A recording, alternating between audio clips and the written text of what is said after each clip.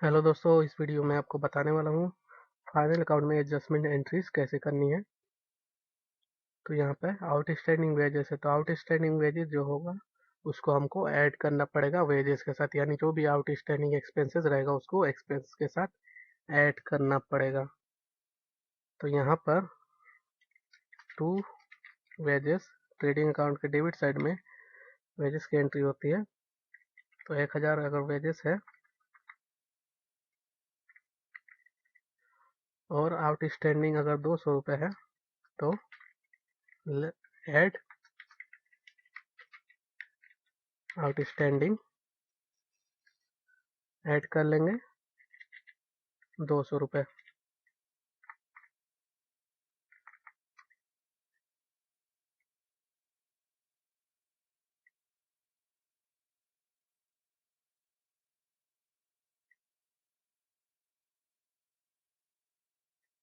200 रुपये ऐड करके यानी 1200 रुपये वेजेस का अमाउंट हो गया। जो भी आउटस्टैंडिंग एक्सपेंस रहेगा उसको एक्सपेंस के साथ ऐड कर देंगे। वो उसके बाद इसका आउटस्टैंडिंग एक्सपेंसेस का एंट्री होता है करंट लाइबिलिटीज के अंदर।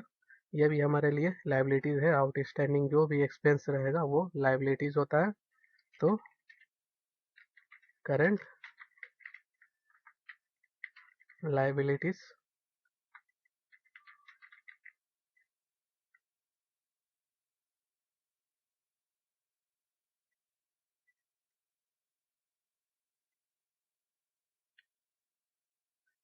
यहाँ पर लिख देंगे आउटस्टैंडिंग वेजेस 200 रुपये, यानी आउटस्टैंडिंग वेजेस यानी आउटस्टैंडिंग कोई भी एक्सपेंस रहेगा तो वो कहाँ पे अफेक्ट करेगा, यहाँ पे। वेजेस चूंकि डायरेक्ट एक्सपेंसेस है इसीलिए ट्रेडिंग अकाउंट को अफेक्ट कर रहा है और बैलेंस शीट को अफेक्ट कर रहा है। तो ट्रेडिंग अकाउंट और बैलेंस शीट दोनों में एंट्री करना पड़ेगा हमको आउटस्टैंडिंग वेजेस की, या आउटस्टैंडिंग जो भी एक्सपेंस होगा उसका एंट्री करना पड़ेगा हमको। उसके बाद है प्रीपेड फ्रेट। फ्रेट भी डायरेक्ट एक्सपेंस है तो इसका भी एंट्री ट्रेडिंग अकाउंट में होगा। टू फ्रेट 1000 रुपये। उसके बाद प्रीपेड यानी एडवांस में पे कर दिया गया है फ्रेट तो घटा लेंगे, जो भी प्रीपेड एक्सपेंसेस रहेगा उसको घटा लेंगे। लेस प्रीपेड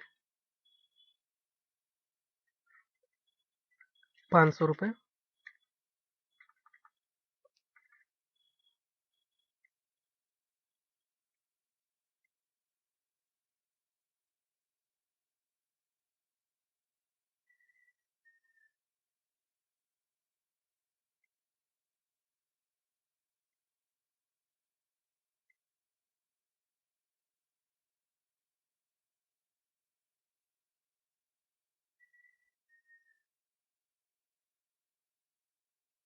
500 रुपये ऐड कर घटा लेंगे हम लोग। तो 500 रुपये फ्रेट का अमाउंट आ गया। उसके बाद इसको करेंट एसेट्स के हेडिंग के अंदर, चूंकि जो भी प्रीपेड एक्सपेंसेस रहता है वो हमारे लिए एसेट होता है, इसीलिए करेंट एसेट्स के अंदर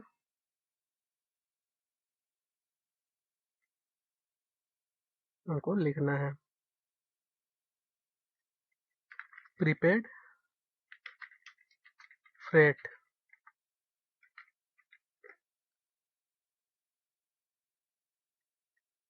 500 रुपये। उसके बाद क्या है एक्रूड इंटरेस्ट रिसीव्ड। तो इसका एंट्री होगा, जो भी इनकम का एंट्री होता है क्रेडिट साइड में ही होता है, प्रॉफिट एंड लॉस अकाउंट के क्रेडिट साइड में। To interest received, interest received 1000 रुपये। और अगर दिया गया है कि एक्रूड इंटरेस्ट है 300 रुपये तो ऐड कर लेंगे। एक्रूड मतलब आउटस्टैंडिंग इंटरेस्ट है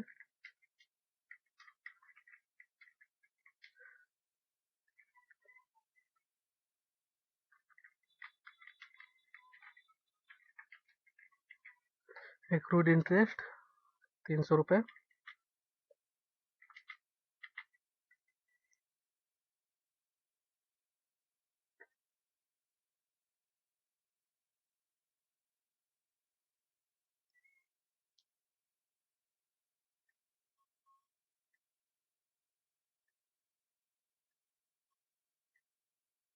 तो 1300 रुपये इंटरेस्ट रिसिप्ट का अमाउंट हो जाएगा। उसके बाद एक्रूड इंटरेस्ट जो होता है वो हमारे लिए एसेट्स होता है, इसीलिए एसेट्स साइड में करेंट एसेट्स के हेडिंग के अंदर हमको इसका एंट्री करना है। तो बैलेंस शीट के एसेट साइड में करेंट एसेट्स,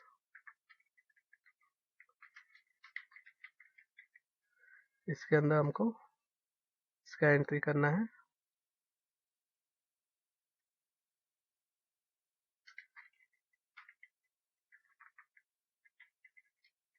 एक्रूड इंटरेस्ट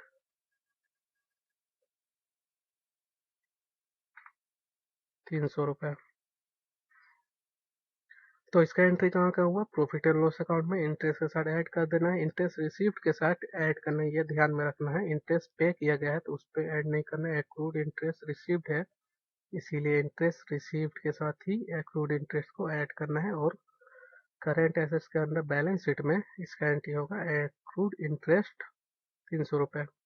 उसके बाद है salary received in advance. Salary receive होगा तो ये हमारे लिए इनकम है, तो इसको क्रेडिट साइड में लिखा जाता है प्रॉफिट एंड लॉस अकाउंट के। तो जो भी एडवांस इनकम है उसको घटा लेंगे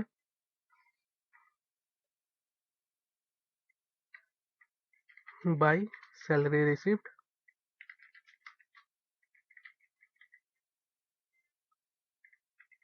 1000 रुपये। उसके बाद लेस रिसीव्ड इन एडवांस या प्रीपेड,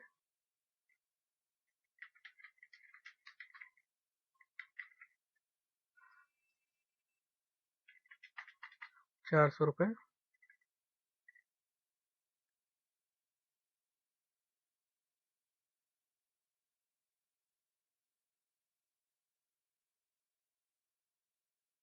घटा के लिख देना है बाहर वाले कॉलम में, यानी 600 रुपये सैलरी रिसीव्ड का अमाउंट हो गया।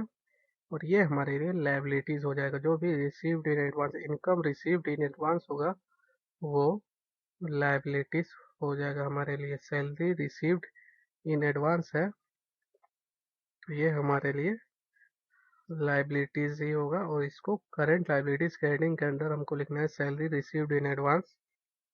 तो बैलेंस शीट की लायबिलिटी साइड में करंट लायबिलिटीज,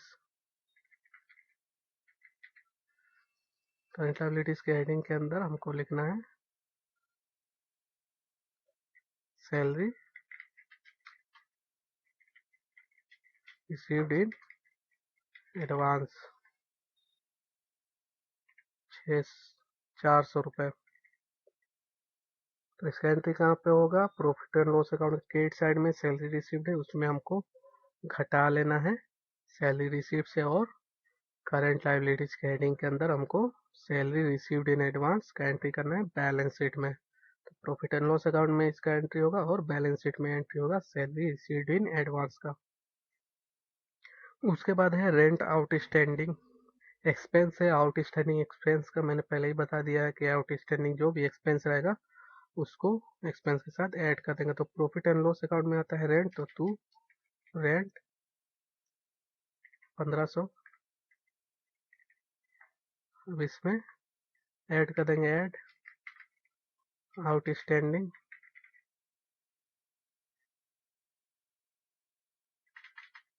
500 रुपये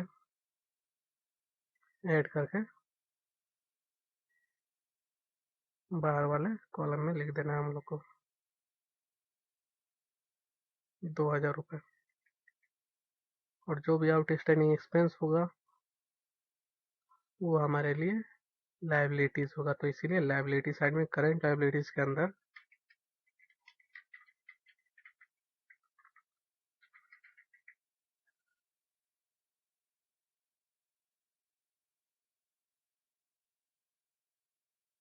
करंट लायबिलिटीज के अंदर इसका एंट्री करना है हमको आउटस्टैंडिंग रेंट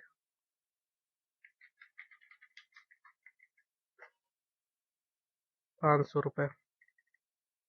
तो इसका इफेक्ट भी होगा प्रॉफिट एंड लॉस अकाउंट में, चूंकि इनडायरेक्ट एक्सपेंस है इसलिए प्रॉफिट एंड लॉस अकाउंट के डेबिट साइड में इसका एंट्री होगा। और रेंट के साथ ऐड कर देना आउटस्टैंडिंग रेंट जो है और जो भी आउटस्टैंडिंग एक्सपेंसेस होता है वो हमारे लिए लाइबिलिटीज होता है, इसीलिए हमको करेंट लाइबिलिटीज के हेडिंग के अंदर हमको लिख देना है आउटस्टैंडिंग रेंट बैलेंस शीट में, लाइबिलिटी साइड में करेंट लाइबिलिटीज के अंदर। उसके बाद गुड्स टेकन बाय प्रोप्राइटर, तो goods taken by proprietor drawings है, तो इसको हमको परचेज से घटाना पड़ेगा या ओपनिंग स्टॉक से हम लोग घटा सकते हैं ट्रेडिंग अकाउंट में। तो टू परचेज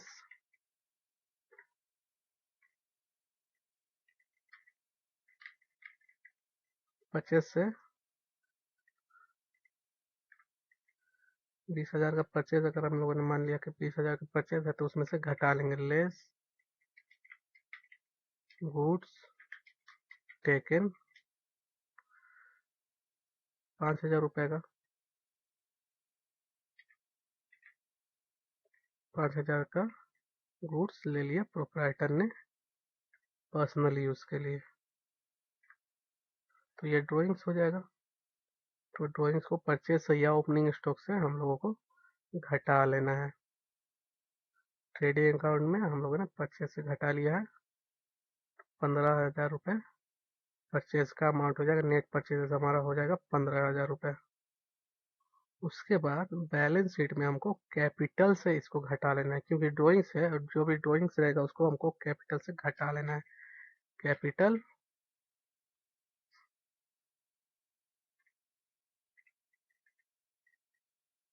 1,00,000 है, उसमें से घटा लेंगे लेस ड्राइंग्स 5,000 रुपये,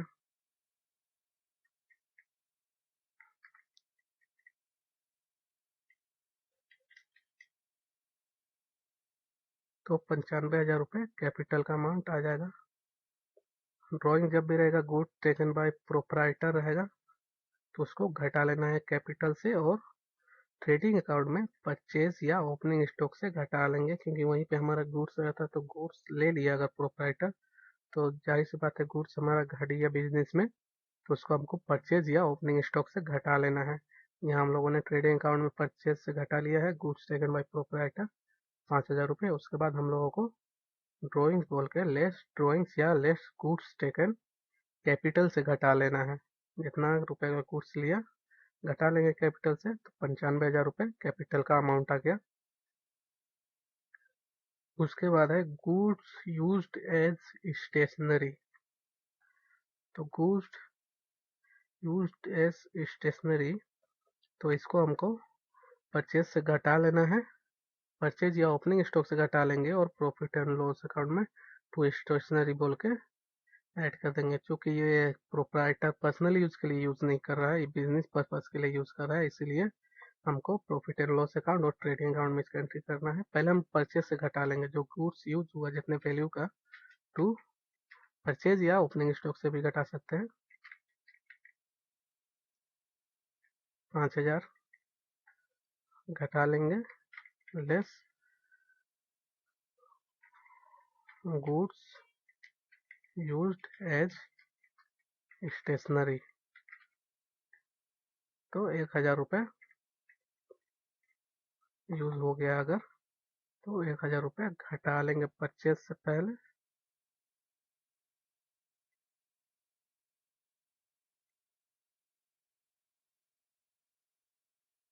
तो 4,000 रुपये नेट परचेज का अमाउंट आया। उसके बाद टू स्टेशनरी, स्टेशनरी बोल के हमको एंट्री कर देना है प्रॉफिट एंड लॉस अकाउंट के डेबिट साइड में। तो ट्रेडिंग अकाउंट में पहले घटा लेना है परचेसेस से, क्योंकि गुड्स वहाँ से घट चुका है, ले लिया गया है, स्टेशनरी के तौर पे यूज किया जा रहा है गुड्स को, इसीलिए तो स्टेशनरी हमारे लिए एक्सपेंस है, तो उसको हमको प्रॉफिट एंड लॉस अकाउंट में इनडायरेक्ट एक्सपेंस है, इसलिए प्रॉफिट एंड लॉस अकाउंट में टू स्टेशनरी लिख देना है जो भी अमाउंट लिया गया है स्टेशनरी के तौर पे 1,000 रुपये। तो पहला एंट्री होगा हमारा ट्रेडिंग अकाउंट में, परचेस से घटा लेना है, उसके बाद प्रॉफिट एंड लॉस अकाउंट में एंट्री होगा टू स्टेशनरी। उसके बाद है गुड्स डिस्ट्रीब्यूटेड एज एडवर्टाइजमेंट, तो उसी तरह हमको एंट्री करना है परचेज से घटा लेना है हमको। परचेज टू, पहले स्टेशनरी के तौर पे यूज़ किया गया या एडवर्टाइजमेंट के तौर पे यूज़ किया जाए, उसी तरह एंट्री होगा। परचेज 6,000 रुपये less used for advertisement.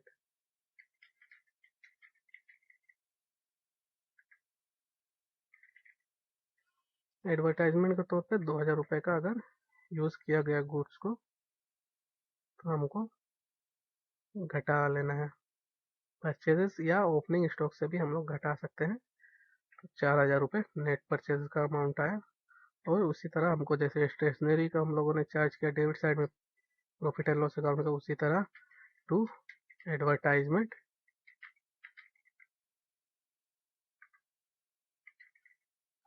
Debit side में प्रॉफिट एंड लॉस अकाउंट का हम लोग चार्ज करने में 2,000 रुपये। ये हमारे लिए एक्सपेंस एडवर्टाइजमेंट एक्सपेंसेस होता है। इसी तरह हमको टू एडवर्टाइजमेंट लिख देना है। तो इसका भी एंट्री बस ये होगा, परचेज से घटा लेना है और प्रॉफिट एंड लॉस अकाउंट में डेबिट साइड में चार्ज कर देना है। उसके बाद depreciation on fixed assets, fixed assets के ऊपर ही डेप्रिसिएशन चार्ज होता है।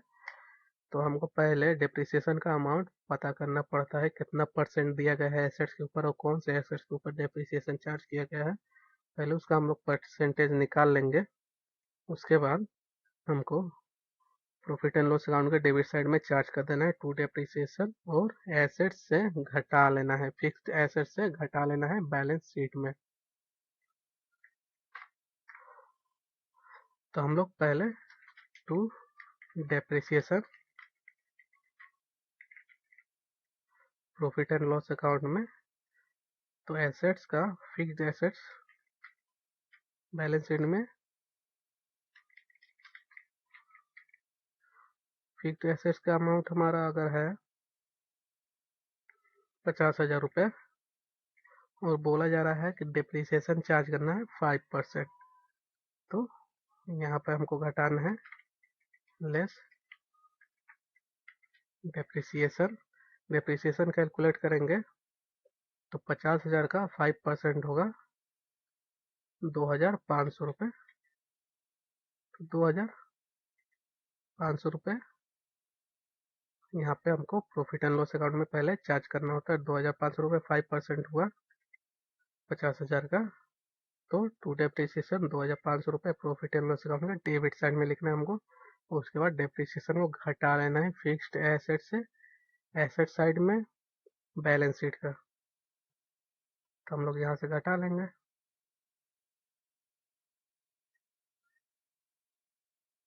तो 47,500 रुपये एसेट्स का, फिक्स्ड एसेट्स का वैल्यू हो जाएगा हमारा 47,500 रुपये। तो जब भी डेप्रिसिएशन हमको पहले कैलकुलेट करना पड़ता है, यहाँ फिक्स एसेट्स का वैल्यू है 50,000, उसका 5% अगर डेप्रिसिएशन दिया रहता तो हमारा 5% होगा 2,500 रुपये।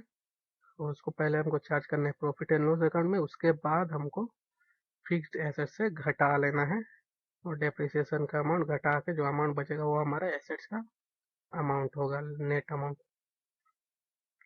उसके बाद यहाँ पर दिया गया है goods purchased in cash but not recorded, यानी गुड्स परचेज हुआ है मगर उसको रिकॉर्ड नहीं किया गया है। तो इसको परचेज से ऐड करेंगे, चूंकि परचेज हुआ इसीलिए परचेज के साथ ऐड करना पड़ेगा हमको। और कैश में परचेज हुआ है तो बैलेंस शीट में कैश इन हैंड होता है जो हेडिंग, उसमें हमको घटा लेना है या कैश से घटा लेना है बैलेंस शीट के एसेट साइड में। तो हमको पहले टू परचेजेस 5,000 अगर परचेज है और जो रिकॉर्ड नहीं हुआ है 1,000 रुपये अगर है तो ऐड कर देंगे, ऐड नॉट रिकॉर्डेड या purchase not recorded, not recorded 1,000 रुपये ऐड कर लेना है।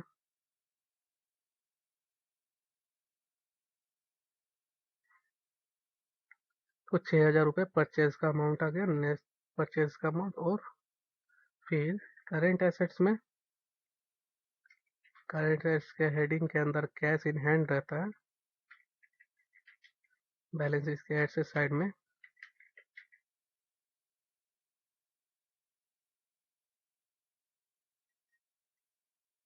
कैश इन हैंड,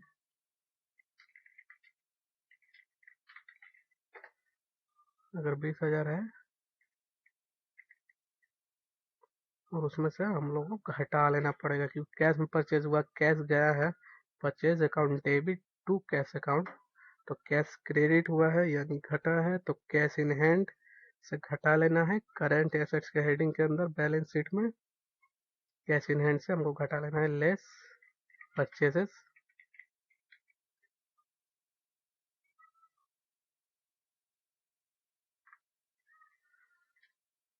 ₹1,000 का परचेज नॉट रिकॉर्डेड है तो उसको घटा लेंगे, तो ₹19,000 कैश इन हैंड का वैल्यू आ जाएगा। इसी तरह हमको सब एडजस्टमेंट एंट्रीज करनी है और ध्यान से करना है, कुछ भी छोड़ना नहीं है। यहाँ पे परचेज हुआ कैश पे, तो कैश से हमको जाहिर सी बात है घटाना है और परचेज में ऐड करना है क्योंकि रिकॉर्ड नहीं हुआ है।